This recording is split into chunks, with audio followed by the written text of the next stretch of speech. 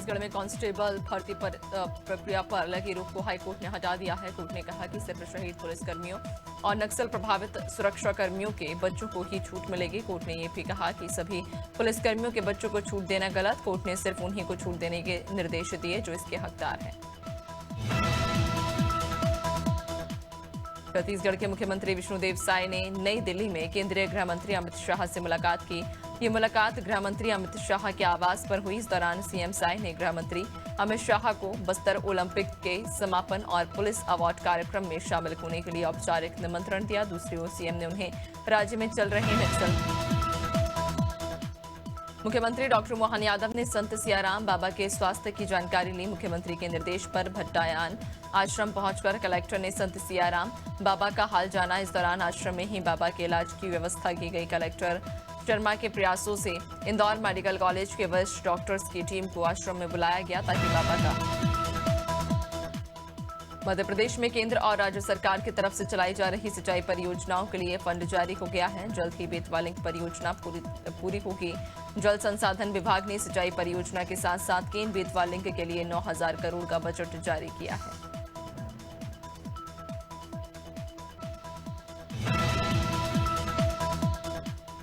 महाराष्ट्र में चुनाव परिणाम आने के 13 दिन बाद आज नई सरकार का गठन होगा। शपथ ग्रहण समारोह शाम आजाद मैदान में होगा। देवेंद्र फडणवीस तीसरी बार मुख्यमंत्री पद की शपथ लेंगे। उनके अलावा शिवसेना नेता एकनाथ शिंदे भी डिप्टी सीएम के पद की शपथ लेंगे। प्रोग्राम में प्रधानमंत्री नरेंद्र मोदी, केंद्रीय गृह मंत्री अमित शाह समेत कई बीजेपी नेता शामिल होंगे। छत्तीसगढ़ में नगरीय निकायों के चुनाव के लिए 15 से 20 दिसंबर के बीच आचार संहिता लागू हो सकती है। निकाय चुनाव के लिए वोटर लिस्ट 11 दिसंबर तक फाइनल की जा सकती है। निकायों को लेकर जब 11 दिसंबर को मतदाता सूची का अंतिम प्रकाशन होगा, इसके 3 से 4 दिन बाद वार्ड आबादी के अनुसार आरक्षण की सूची आएगी। इसमें तय होगा कि किस वार्ड से। इंडियन स्पेस रिसर्च ऑर्गेनाइजेशन आज प्रोबा 3 मिशन को लॉन्च करेगा। श्रीहरिकोटा के सतीश धवन स्पेस सेंटर से इस मिशन को बुधवार शाम पोलर सैटेलाइट लॉन्च व्हीकल से लॉन्च किया जाना था, लेकिन इसे एक दिन टाल दिया गया। इसरो ने बताया कि तकनीकी दिक्कत के कारण मिशन को अब गुरुवार शाम को लॉन्च किया जाएगा। ये मिशन यूरोपियन मध्य प्रदेश माध्यमिक शिक्षा मंडल ने 12वीं बोर्ड परीक्षा का टाइम टेबल जारी कर दिया। 12वीं बोर्ड परीक्षा की शुरुआत 25 फरवरी से होगी, जो कि 25 मार्च तक चलेगी। सबसे पहला पेपर हिंदी का होगा, आखिरी एग्जाम मैथ्स का होगा। परीक्षा की टाइमिंग सुबह 9 बजे से दोपहर 12 बजे होगी।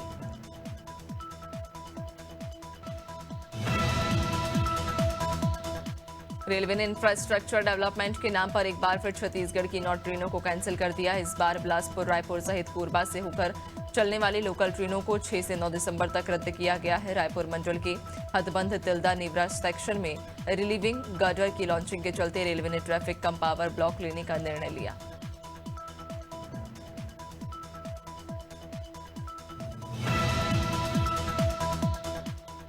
बारह साल से ज्यादा पुरानी स्कूल बसें अब सड़क पर नहीं दौड़ सकेंगी। मध्य प्रदेश हाईकोर्ट की इंदौर खंडपीठ ने 7 साल पहले हुए दिल्ली पब्लिक स्कूल बस हादसे को लेकर चल रही अलग अलग जनहित याचिकाओं में एक साथ फैसला जारी करते हुए ये बात कही, ऑटो में ड्राइवर सहित 4 सवारी ही बैठ सकेंगी।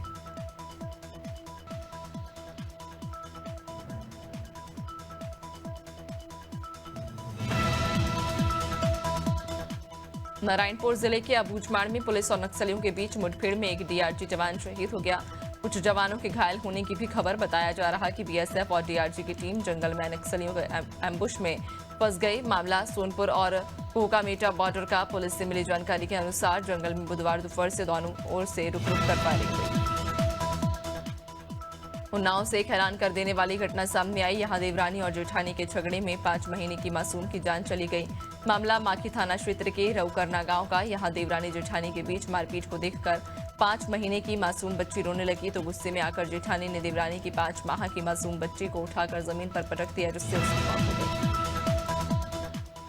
जबलपुर के सेंट्रल जेल में छोटू चौबे के गुर्गे ने संजू सारंग पर हमला कर दिया। घटना के बाद जेल प्रशासन ने दोनों कैदियों को अलग अलग बैरक में रखने का आदेश दिया। दरअसल पिछले दिनों गैंगस्टर छोटू चौबे पर गैंगस्टर संजय सारंग ने वर्चस्व को लेकर हमला किया था, जिसके बाद जेल प्रशासन ने दोनों कैदियों को अलग अलग जेल में स्थानांतरण कर दिया।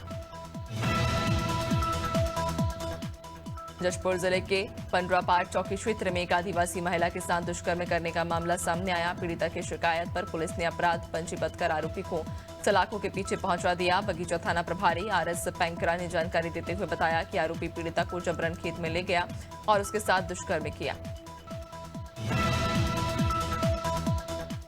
जबलपुर के विजयनगर थाना क्षेत्र में हुई 3 चोरियों का पुलिस ने खुलासा किया है। एडिशनल एसपी समर वर्मा ने जानकारी देते हुए बताया कि चोरी करने वाले आरोपी प्रेमनाथ उर्फ पप्पू मल्हार के खिलाफ भोपाल और जबलपुर में 50 से ज्यादा अपराध दर्ज। पुलिस ने आरोपी को गिरफ्तार कर लिया। पुलिस ने आरोपी के कब्जे से 6 लाख के जेवरात और एक बाइक बरामद की है। टीकमगढ़ के चंदेरा थाना क्षेत्र में हुई चोरी का पुलिस ने खुलासा कर दिया। साथ ही पुलिस ने 2 आरोपियों को गिरफ्तार कर लिया है और पुलिस ने आरोपियों के कब्जे से चोरी किए जेवरात और नकदी बरामद कर ली। बता दें कि फरियादी रमेश अहरवार ने थाने में 2 दिसंबर को रिपोर्ट दर्ज कराई थी कि उनके घर का ताला तोड़कर चोर सोने चांदी के जेवरात और नकदी चुरा ले गए। जबलपुर के बरगी थाना पुलिस ने जुए के फड़ पर छापामार कार्रवाई की। दरअसल पुलिस को मुखबिर से सूचना मिली थी। बरगी थाना अंतर्गत खेतों के बीच में जुआ का फड़ चल रहा है, जिस पर कार्रवाई करते हुए 19 जुआरियों को गिरफ्तार किया गया, जिनके पास से लगभग 98,000 रुपए नकद समेत ताश के 52 पत्ते बरामद हुए।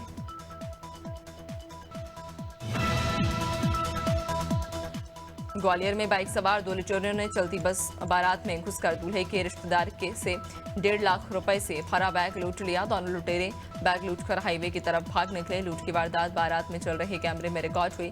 घटना पुरानी छावनी थाना क्षेत्र की। बारातियों की शिकायत करने के बावजूद पुलिस ने लूट की FIR दर्ज नहीं की, सिर्फ आवेदन देकर वापस लौटा दिया।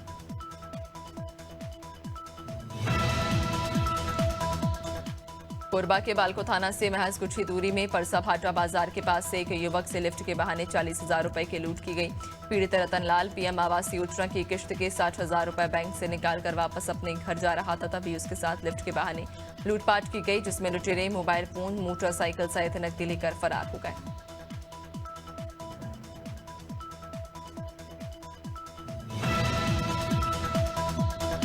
भोपाल के छोला मंदिर इलाके में रहने वाले एक 22 साल के युवक के अपहरण का सनसनीखेज मामला सामने आया। अपहरणकर्ताओं ने युवक के परिजन से 1 लाख रुपए की फिरौती मांगी और रुपए नहीं देने पर युवक को जान से मारने की धमकी दी, जिसके बाद युवक की बहन ने थाने पहुंचकर शिकायत दर्ज कराई।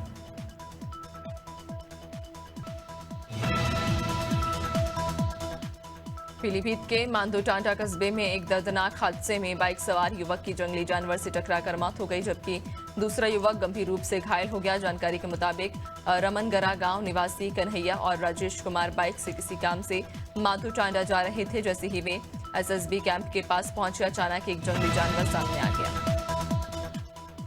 बेरुंदा लाड़कोई मुख्य मार्ग पर अनियंत्रित ट्रक ने बाइक को टक्कर मारी। फिर बाद में ट्रक ने खड़े डंपर में भी टक्कर मार दी, जिससे ट्रक चालक को मामूली चोट आई, तो वहीं बाइक सवार घायल हो गया। मौके पर पहुंची पुलिस ने ट्रक चालक को हिरासत में लिया है। घायलों का उपचार सामुदायिक स्वास्थ्य केंद्र लाड़कोई में जारी।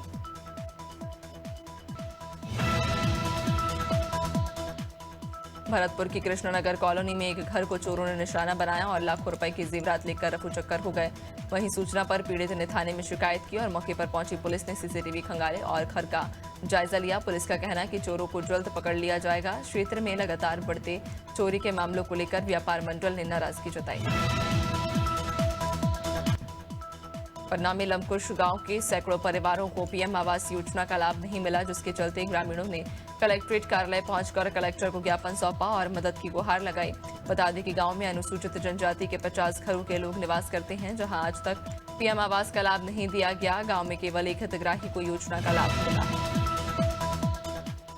अंबिकापुर के सिकलमा गांव में दबंग आदिवासी की जमीन पर जबरन कब्जा कर रहे थे, जिसकी शिकायत पीड़ित ने रघुनाथपुर चौकी में की, लेकिन पुलिस ने दबंगों पर कोई कार्रवाई नहीं की। पीड़ित ने आरक्षक राकेश और अरविंद तिवारी के खिलाफ दबंग मोहनलाल से मिलकर प्रताड़ित करने का आरोप लगाया और ASP से कार्रवाई करने के लिए गुहार लगाई। ASP का कहना कि खबर कोतमा से, जहां अमरकंटक वन परिक्षेत्र में बाघ की दस्तक से ग्रामीणों ने दहशत का माहौल। बाघ ने एक भैंस का शिकार भी किया। जब बाघ शिकार की गई भैंस को खाने पहुंचा तो सैकड़ों ग्रामीण लाठी डंडे लेकर उसे खदेड़ने दौड़े, लेकिन बाघ झाड़ियों में छिप गया। शोर और भीड़ के कारण वह गुस्से में वन विभाग के अधिकारी स्थिति पर लगातार निगरानी रखते हुए। कासगंज जिलाधिकारी मेधा रूपम और पुलिस अधीक्षक अपर्णा रजत कौशिक ने सोरोंची का दौरा किया। इस दौरान अधिकारियों ने मिश्रित आबादी वाले क्षेत्रों, धार्मिक स्थलों और संवेदनशील इलाकों का पैदल भ्रमण कर सुरक्षा व्यवस्था का जायजा लिया। इसके अलावा संबंधित जिम्मेदारों को संदिग्ध व्यक्तियों और वाहनों की नियमित चेकिंग के निर्देश दिए। बांग्लादेश में हिंदुओं समेत अल्पसंख्यक समुदायों पर हो रहे अत्याचार के विरोध में सनातन एकता मंच ने अनूपपुर में धरना प्रदर्शन किया, जिसमें सभी सामाजिक संगठनों ने बढ़ चढ़कर हिस्सा लिया और बांग्लादेश में हो रहे अल्पसंख्यकों पर अत्याचार पर आक्रोश व्यक्त किया। जिसके बाद सनातन चेतना मंच ने अपनी मांग को लेकर राष्ट्रपति के नाम कलेक्टर को ज्ञापन सौंपा। बांग्लादेश में हिंदू समुदाय पर हो रहे अत्याचार के खिलाफ शहडोल के न्यू गांधी चौक में सभी धर्मों के लोग एकत्रित हुए और विरोध प्रदर्शन किया। साथ ही न्यू गांधी चौक से कलेक्ट्रेट कार्यालय तक रैली निकालकर कलेक्टर को राष्ट्रपति के नाम ज्ञापन सौंपा। इस दौरान पुलिस ने सुरक्षा के पुख्ता इंतजाम किए थे।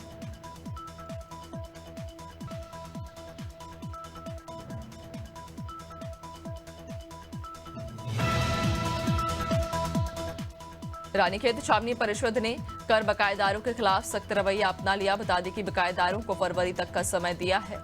वहीं करों का भुगतान ही छावनी पोर्टल के माध्यम से किया जाएगा और कर न जमा करने पर बकायेदारों के खिलाफ कार्रवाई भी की जाएगी। मुख्य अधिशासी अधिकारी ने बताया कि अगर करदाताओं ने निर्धारित अवधि में भुगतान नहीं किया तो कार्रवाई की जाएगी।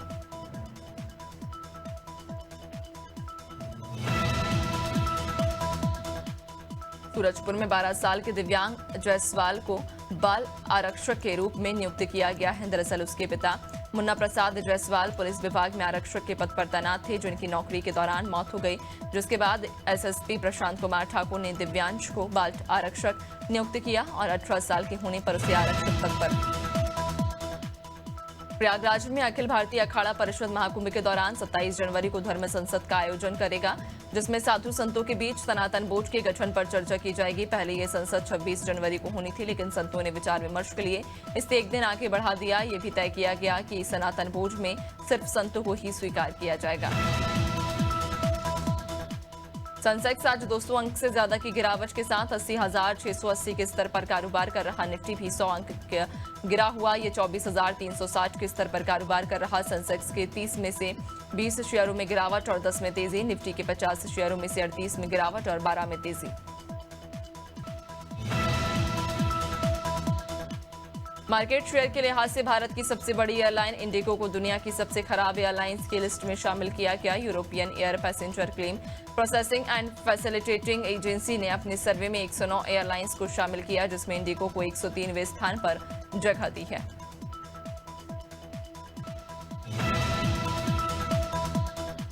दुनिया की सबसे बड़ी क्रिप्टो करेंसी बिटकॉइन की कीमत पहली बार $1,00,000 के पार निकल गई। आज बिटकॉइन 7% से ज्यादा बढ़कर रिकॉर्ड उच्च स्तर 86,91,000 रुपए पर पहुंच गया। पिछले महीने डोनाल्ड ट्रंप की अमेरिकी चुनाव जीत के बाद बिटकॉइन में लगातार तेजी देखने को मिल रही है। T20 क्रिकेट लीग आईपीएल की टोटल ब्रांड वैल्यू पिछले साल के मुकाबले 13% बढ़कर 1,00,000 करोड़ रुपए पहुंच गई। ब्रांड वैल्यूएशन करने वाली कंपनी ब्रांड फाइनेंस की नई रिपोर्ट में ये जानकारी दी गई। 2023 में पहली बार आईपीएल की टोटल ब्रांड वैल्यू $10 बिलियन के पार गई थी। पिछले साल ये $10.7 बिलियन रही थी। भारत और ऑस्ट्रेलिया के बीच बॉर्डर गावस्कर ट्रॉफी का दूसरा टेस्ट शुक्रवार को होगा। ये एक डे नाइट मैच है जो एडिलेड में पिंक बॉल से खेला जाएगा। पहला टेस्ट जीतने के बावजूद भारत अपनी प्लेइंग 11 में ऑस्ट्रेलिया से ज्यादा बदलाव करेगा।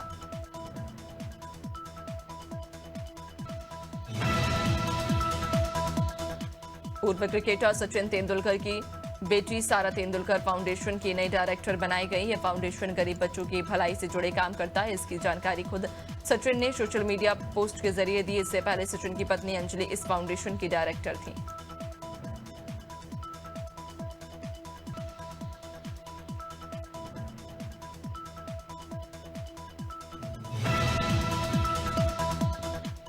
भारतीय सेलेक्टर्स ने मोहम्मद शमी की फिटनेस रिपोर्ट नेशनल क्रिकेट अकादमी के फिजियो नितिन पटेल से मांगी है। शमी फिलहाल सैयद मुश्ताक अली ट्रॉफी में बंगाल की तरफ से खेल रहे। उनकी फिटनेस पर नजर रखने के लिए बंगाल के मैच के दौरान पटेल टीम के साथ ही हैं। दरअसल रिपोर्ट्स के आधार पर शमी को ऑस्ट्रेलिया दौरे पर भेजना है या नहीं, इस पर फैसला लिया जाएगा। भारतीय grand master D Gukesh world chess championship के फाइनल मुकाबले में डिंग लेरेन के खिलाफ एक बार फिर मजबूत स्थिति को जीत में बदल नहीं सके। सिंगापुर में बुधवार को दोनों के बीच 8वें राउंड का मुकाबला ड्रॉ पर समाप्त हुआ। दोनों 4.5 घंटे चली बाजी में 51 सालों बाद। भारतीय क्रिकेट टीम के स्टार रहे ओपनर शिखर धवन आज 39 साल के हो गए हैं। बाएं हाथ के इस विस्फोटक बल्लेबाज ने भारतीय टीम को कई यादगार पल दिए। शिखर धवन ने आज से 11 साल पहले अपने डेब्यू मैच में एक ऐसा वर्ल्ड रिकॉर्ड बनाया था जो आज तक अमर है, यानी इस रिकॉर्ड को कोई बैटर नहीं तोड़ पाया। हैदराबाद में अल्लू अर्जुन की फिल्म पुष्पा 2 की स्क्रीनिंग के दौरान भगदड़ मच गई। इसमें एक महिला की मौत हो गई, वहीं 3 घायल हो गए हैं। पुलिस ने बताया कि रात को संध्या थिएटर में फिल्म की स्क्रीनिंग के लिए अल्लू अर्जुन आए थे। थिएटर के बाहर आरटीसी एक्स रोड पर इकट्ठा हुए फैंस अल्लू अर्जुन से मिलना चाहते थे। इसी दौरान अचानक भगदड़ मच गई। बॉलीवुड एक्टर सलमान खान को एक बार फिर धमकी मिली। बुधवार रात को मुंबई के दादर में एक अज्ञात शख्स उनकी फिल्म की शूटिंग एरिया में बिना परमिशन के घुसा। जब क्रू ने टोका तो उसने सलमान खान के सामने कहा, विश्नोई को बोलूं क्या है। इसके बाद सलमान की सिक्योरिटी ने उसे पुलिस के हवाले कर दिया। फिलहाल आरोपी से पूछताछ जारी है। ऋतिक रोशन ने सोशल मीडिया पर द रोशंस नाम की सीरीज की अनाउंसमेंट की है। यह सीरीज रोशन परिवार पर आधारित सीरीज में रोशन फैमिली के हिंदी सिनेमा में योगदान को दिखाया गया। ये एक डॉक्यू सीरीज है जिसमें रोशन लाल, नागरथ, राजेश रोशन, राकेश रोशन और ऋतिक रोशन की साउथ एक्टर नागा चैतन्य और शोभिता धूलीपाला शादी के बंधन में बंध गए। दोनों ने ट्रेडिशनल ग्रैंड वेडिंग की। कपल की शादी हैदराबाद के उसी अन्नपूर्णा स्टूडियो में हुई। दोनों की शादी की तस्वीरें नागा चैतन्य के पिता एक्टर नागार्जुन ने शेयर की, जिसके बाद दोनों की शादी की फोटो सोशल मीडिया पर वायरल हो गई। राजस्थान में आज से सर्द हवाओं की शुरुआत, तापमान में गिरावट ला सकती है। एक्टिव वेस्टर्न डिस्टर्बेंस के गुजरने के बाद आज से प्रदेश में भी उत्तरी सर्द हवा चलेंगी। इससे प्रदेश के अधिकांश हिस्सों में तापमान 2 से 3 डिग्री सेल्सियस तक गिरने की संभावना। पिछले 24 घंटे में राज्य में सभी जगह आसमान साफ रहा। छत्तीसगढ़ में फेंगल तूफान का असर खत्म हो गया, जिससे मौसम का मिजाज फिर बदलने वाला है। अगले 2 दिनों में उत्तर और मध्य छत्तीसगढ़ में न्यूनतम तापमान 3 डिग्री तक गिर सकता है। उसके बाद रात के तापमान में विशेष बदलाव के आसार नहीं। बस्तर संभाग के जिलों में अगले 5 दिन न्यूनतम तापमान स्थिर रहेगा।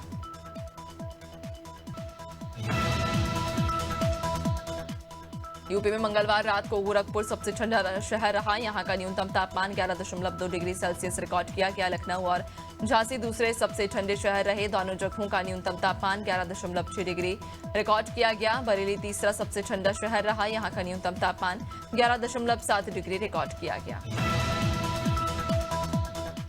बर्फीली हवा की वजह से मध्य प्रदेश के भोपाल, इंदौर, उज्जैन, ग्वालियर और चंबल संभाग में दिन में ठंडक बढ़ गई है। यहां दिन के पारे में 3 डिग्री की गिरावट हुई। दूसरी ओर फेंगल तूफान ने रात के टेम्परेचर को बढ़ा दिया। कई शहरों में तो पारा 17 डिग्री के पार है। अगले 2 दिन ऐसा ही मौसम रहेगा, पर रात के तापमान में भी गिरावट होने लगेगी।